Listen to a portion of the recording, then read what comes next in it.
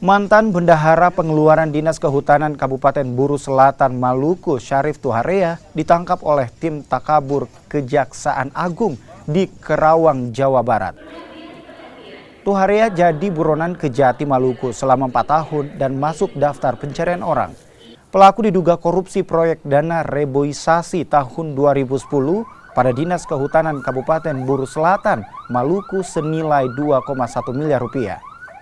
Sebelumnya, tim Kejati Maluku dan Kejaksaan Agung juga telah mengamankan DPO Januar Polanunu pada tahun 2018 saat bersembunyi di Ambon. Sementara mantan Kepala Dinas Kehutanan Buru Selatan Muhammad Tuasamu juga telah ditangkap pada awal tahun 2021 lalu saat bersembunyi di Johar Baru, Jakarta. Penangkapan terpidana tersebut berdasarkan hasil koordinasi antara tim Kejati Maluku dan tim Tabur Kejaksaan Agung RI.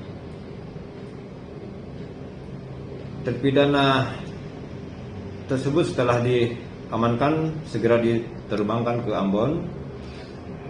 Kemudian setelah melalui proses administrasi di Kejati Maluku, segera dibawa dan dimasukkan ke Lapas kelas 2 Ambon.